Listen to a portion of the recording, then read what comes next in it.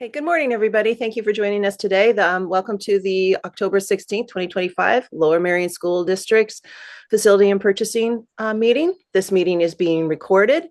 If you have some questions, once the board has finished their questions, you can raise your hand and you can speak into the meeting. Please remember that you need to state your name and where you live in Lower Merion, just the town or city or township area. And I will pass it. Jim, are you taking over first for the first part of the meeting or list of bills? Sorry, I'm out of practice.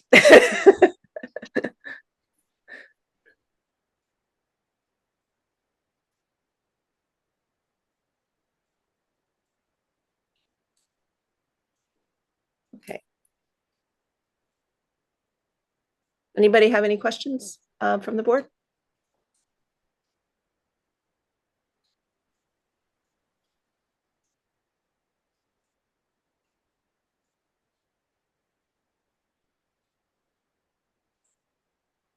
I don't see any questions. Okay. I do have one question. No, thank you.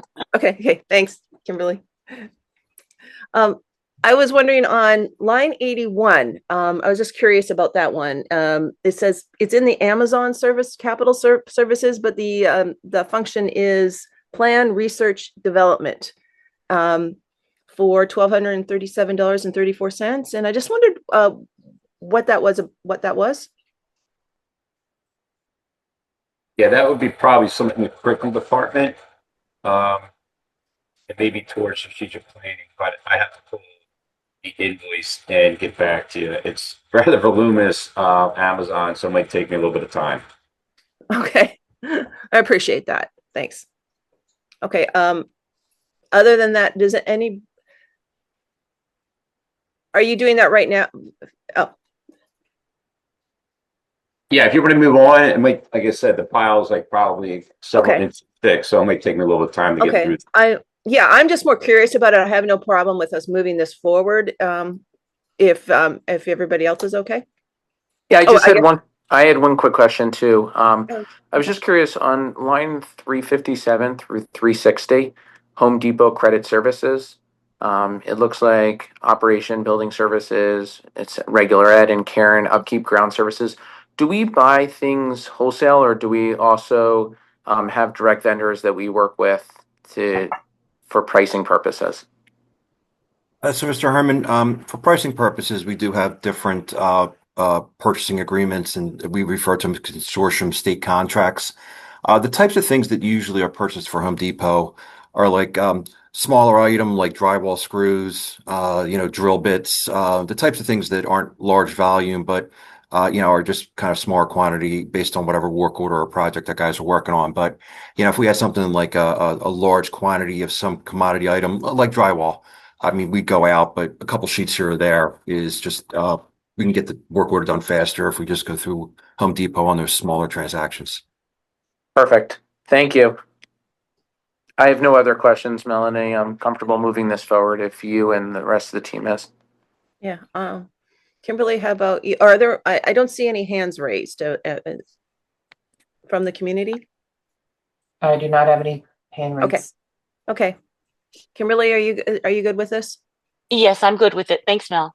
Okay, thanks. Okay, we'll move it forward, and then Vic, whenever you have the time or find it. Okay, next item is purchasing report. Okay.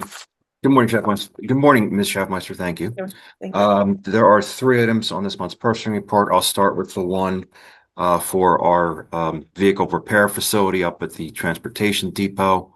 There's several pieces of equipment up there at that shop for the repair of our buses and other vehicles.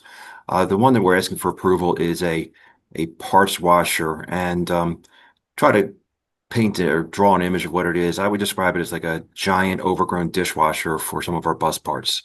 If the mechanics remove a part of a transmission or a differential or something, they can then insert it into this machine, and it will then run it through a wash cycle that will help them move along with the the repairs.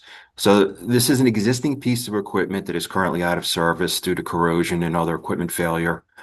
Based on the cost of it and the fact that we weren't able to find any manufacturers on a purchasing consortium, this went into the category of obtaining 3 quotes. The 3 quotes are listed on the purchasing report, and it is recommended that the pricing from Hotsy Equipment for a parts washer to be approved in the amount of $18,499. If there are any questions, or I can move forward, Mr. Heffmeister? Okay. I was just curious on this one. So is that replacing it completely, or is this just for to make sure that we're fixing it? It's a full replacement. I mean, there's corrosion to the shell of the equipment, the frame. It's beyond repair. And how long do they tend to last? That's a great question. We installed one when we first opened that shop in, I want to say 2007. That first one lasted until 2017. So we got about 8-9 years out of that one, and then that's the one we're replacing. So we got about 8 years out of them, because you're dealing with, washing heavy parts. Unfortunately, just they do have a tendency to corrode. So I would say we get about an 8-9 year life out of it. Great, thank you. Okay.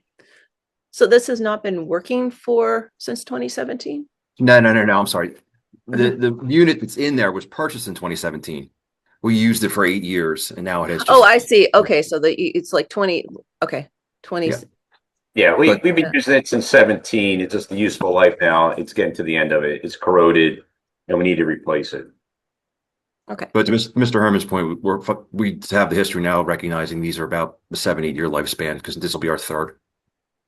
Yeah, and it does save where it helps the buses life expectancy with parts washing it. Absolutely, it helps the mechanics they can do other tasks on the bus while this is actually washing it, so you don't have to go through that tedious task by hand. Okay, makes sense. Okay, so I guess Kimberly, you're okay. Well, I guess let's just move along, and Kimberly, jump in. It makes sense to me. Okay. Planned obsolescence. There we go. Sorry, Okay, Chef, you want me to go number 2? Yeah, move on. And Certainly. Number 2 is it is recommended that the pricing from FW Web Company for the installation of chiller components for Penn Valley Elementary School under CoStars 008 E22-798 be approved in the amount of $68,775. Now, you may recall from the May purchasing report, there was an approval to purchase a chiller components. That was another prior approval. We got that put on order, and with the lead time, those components are now available. We do have the capability in-house to do this type of installation work. They've done it in the past, and our HVAC skilled trades are phenomenal. What we're asking for the board's approval for an outside company to do it. I mean, we could do it either way, in the normal circumstances. This is a situation where our building mechanics are currently switching equipment over into heating mode.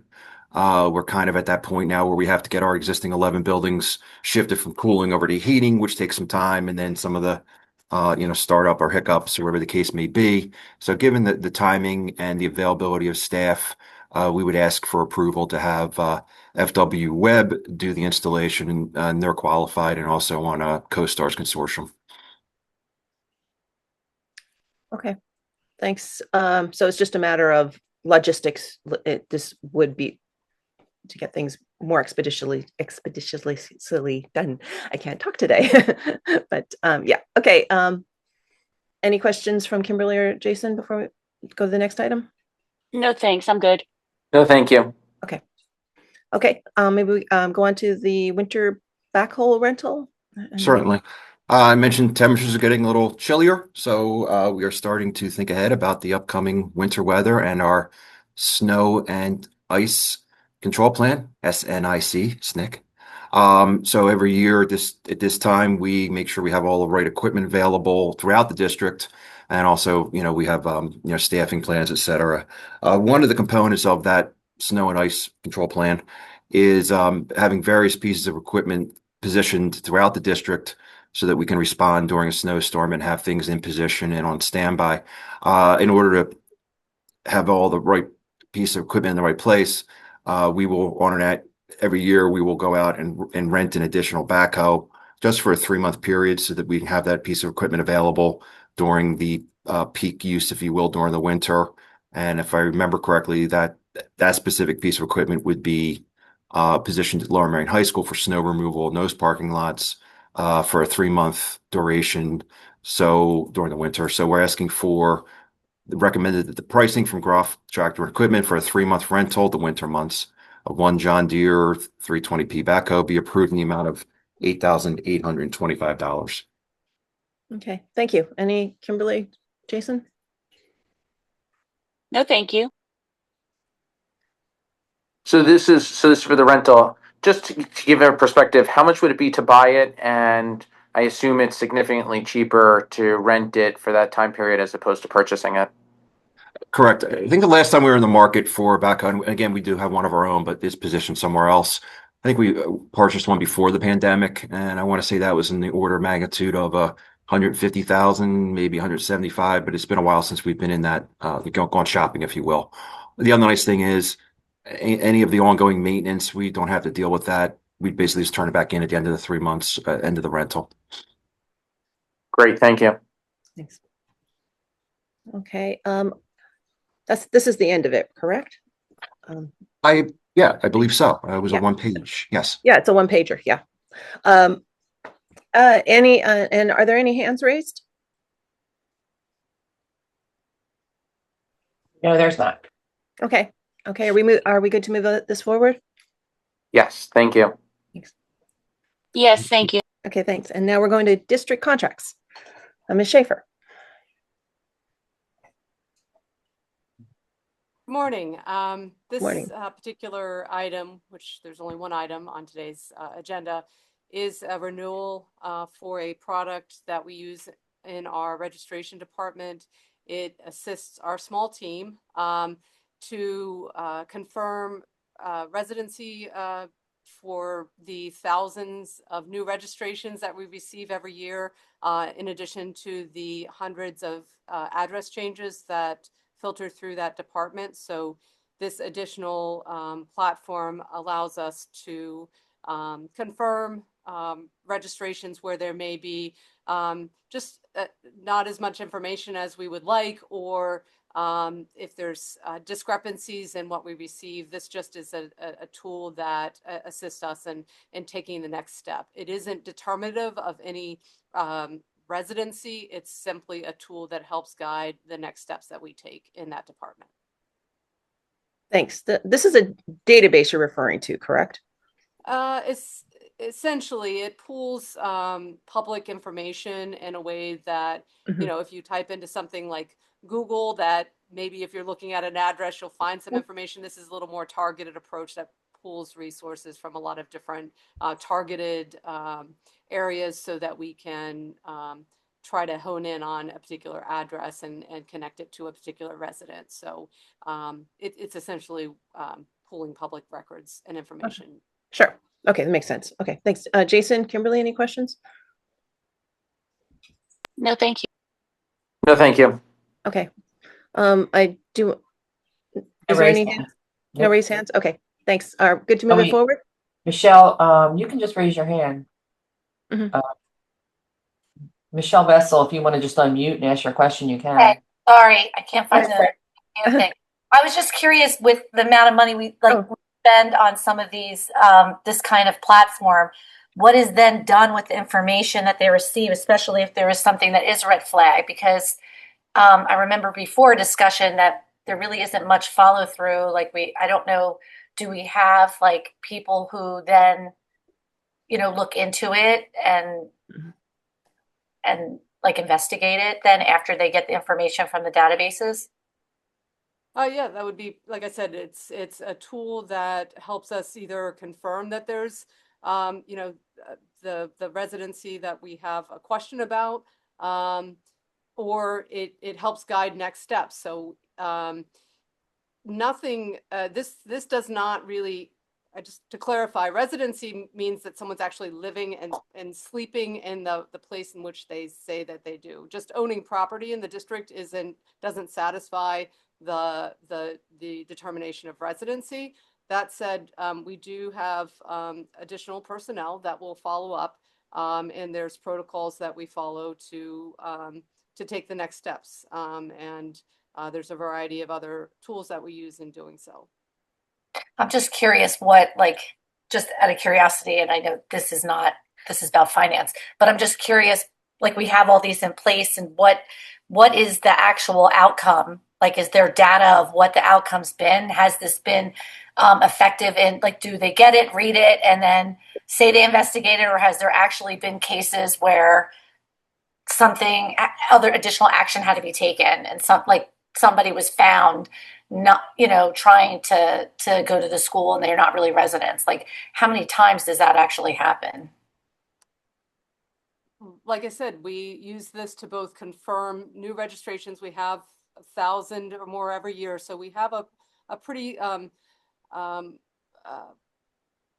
rigorous process upon initial registration. And this is a tool that can help with that.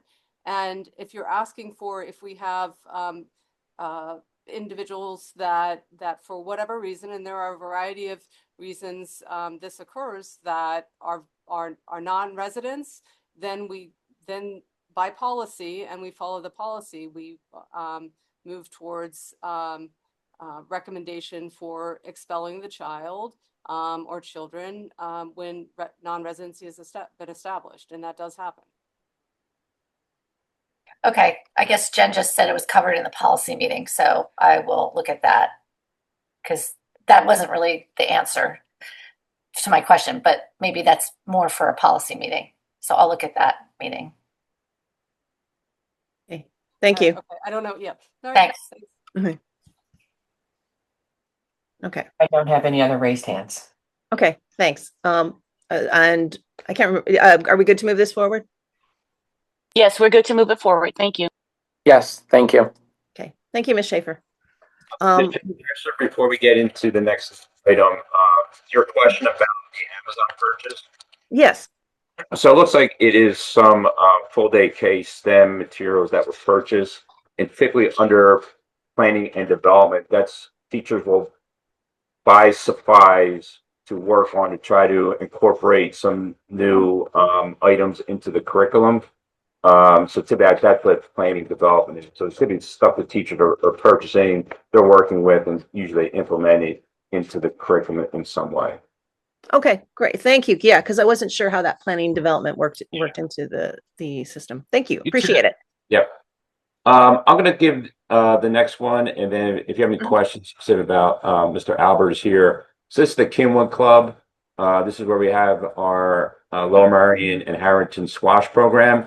Currently, we have a 1-year agreement that's expiring at the end of this year, and this is a 3-year agreement, which we've done 1- and 3-year agreements over the time. This is a 3-year agreement to utilize the Kimball Club for the squash program. We have about 35 to 40 students a year that participate. It currently is $675 per student. It will go up to $690. That's paid by the families, and will stay that way for the next 3 years. So we recommend moving forward to lock in the Kimball Club for the squash program for the next 3 years. Okay, thanks. This is something that was on annual and it's moving to a 3-year agreement. Am I correct? Well, so we've had 3-year agreements, and we also have 1-year agreements. Okay. So we've had over the years different years depending upon the commitment we can get from Kimball Club. They've committed now for the next 3 years, so we want to lock that in. Okay, thank you. Jason, Kimberly, any questions? I do have one question. I just want to confirm, you said the parents pay for the entire opportunity to play squash? That is correct. Okay, thank you.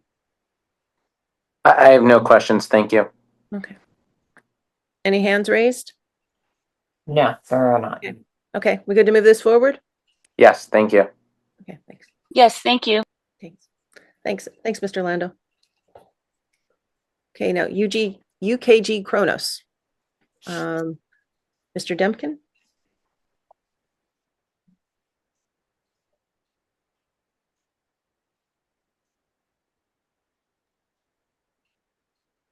I don't see him here, but I could give you a brief overview. So this is just the equipment we have for Chronos. This is a one-year maintenance agreement. So we're just renewing this for support in case we have any issues with the Chronos equipment. Chronos is the time clock management system that we use. So we recommend moving forward with a one-year service and maintenance agreement. Okay, questions from board? No, thank you. So who uses this time? This is for non-salaried employees? Our support staff clocks in every day using the system. Great. I have no other questions. Thank you. Okay, hands raised? I do not see any. Okay. Thanks. We're good to move this forward? Yes, thank you. Yes, thank you, Mel. Okay, thanks. Okay, next item is amendment to current Fleetio Advanced Plan subscription. Good morning. Good morning, Mr. Wilson. Good morning. This and next agenda item are kind of connected. Okay. I started, Fleetio is a software that we use to manage all the repairs and work orders on a bus, done on the buses, or the preventative maintenance. It creates a history of repairs. We can take a look how much the bus really costing us, how much it's been off the road. And we've been using the software for about 6 years. It's supposed to expire current contract in January. So I started negotiating with them on a pricing for next 3-year extension. And kind of in these negotiations, they had an option to even amend our current plan and issue us $600 credit because they restructure all their plans and everything. So that's why this agreement is just going to give us $600 credit back on this year's subscription, on a current subscription. Okay. And do you want to move on to the next one? Yeah, it's the next. Yeah. Sorry, I'm not want to move you along too quickly, but I know the two go in hand together. Yes. And this is our actual next 3-year plan. It's going to be, we currently, the price was $10,800. We actually saving $600 a year. We just renewing for 3 more years because it's very important software for our operations, and mechanics use it, and I use it when I look at the bus replacement planning. So we ask for board approval. Thank you. Thanks. Kimberly, Jason, any questions? Oh, sorry, go Kimberly. Thank you, Mel. I have no questions. Thank you. Okay, thanks. Okay. So I'm just so I understand. So for F, is F just the refund of the $600, and then G is the renewal going forward? That's correct. Yes, that's correct. So even though on F it says the per payment the $10,200, that's the reduced $600 difference in what we had paid, I guess, previously and what we're paying now?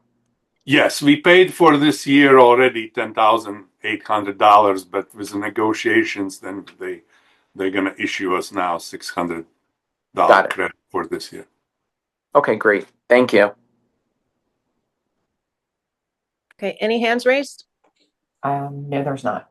Okay, and we're good to move this forward? Yes, thank you. Yes, thank you. Okay, thank you. Thank you, Mr. Wilson. I'm still for next one here. Oh, your next one, sorry. This is an additional transportation contract. It's a coach bus company that reached out to us, and we just want to add them to our as one of our resource, which allows us to get a more competitive pricing. We use currently 3 two coach bus companies, three actually, and this would be fourth.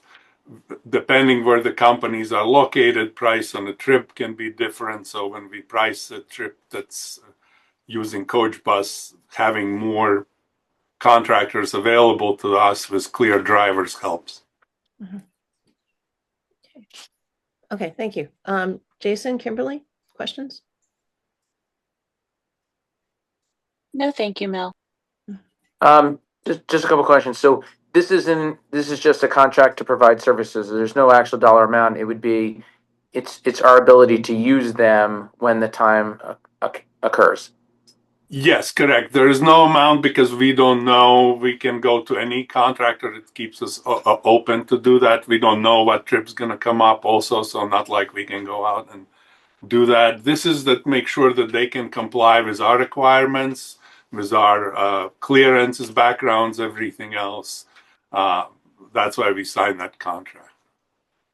And then what types of, I don't know if you know this, but could you give us like an example or two of instances where we would be using these coach buses versus the regular school buses? Anything that is more than 2 hours out of the district, we tend to use a coach bus. With sometimes small exception, it's a 2 hours, 15 minutes, and it makes sense and saves a lot of money, and we can do it, we may do it. But it's because the coach companies have their intercompany agreements. If bus breaks down, they can send another bus from area.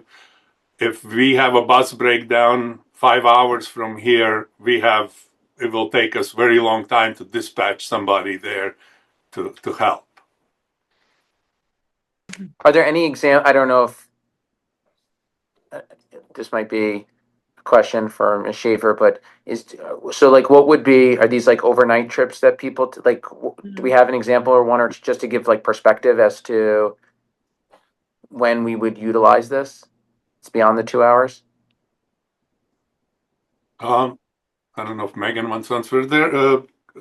From the top of my head, there's not that many every year, but there are some. We have gone to Penn State University, which is over 2 hours. We have gone to Yale University. I don't remember exactly which activity, but could have been robotics or something like that. Yeah, So like our like TSA, Science Olympiad, that participate in state and regional competitions. Those would be examples. Similarly, if we had a music event where there's a competition, usually it's connected to a competition that our student activities are involved with. Perfect. Thank you very much. thank you. Okay, Melanie, no issue moving this one forward either from me. okay. Thank you. Thanks, Jason. Kimberly, same? Or Yes, the same, Mel. Thank you. okay, thank you. Have we made it through the agenda? Yes, we have. We have. Are there any other raised hands? I do not see any. Okay, Yeah, I just have a couple of things I'd like to say okay. regarding the outdoor spaces and student wellness, if you guys are okay with me taking this time. Yeah, I am if you'd like to go move ahead.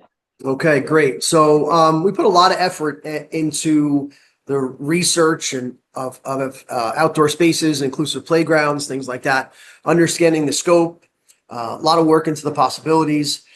We are at the point where we are developing our budget structures for 2026-27, our capital outlays, our facilities plan.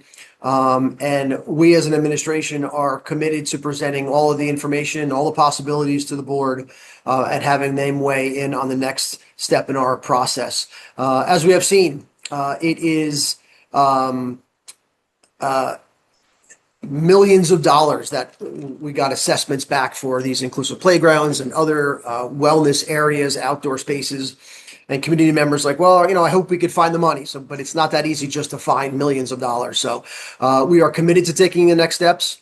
We talk about it every time we can regarding finding the money and what would make sense for the community and the students and putting the kids first, things like that. We are partnering with some friends and partners of the district, the Education Foundation, other things, and we are looking for other sources of revenue that can subsidize anything we would be put together. So as far as concrete, well, we're going to do this, by this date and this number and this, that would be unfair for me to say and really not right because of the budget structure and the board's, responsibility to be able to vote or not vote on things. So as we're not committing to, again, like I said, a date, a time, how many we're going to do, when it's going to be completed by.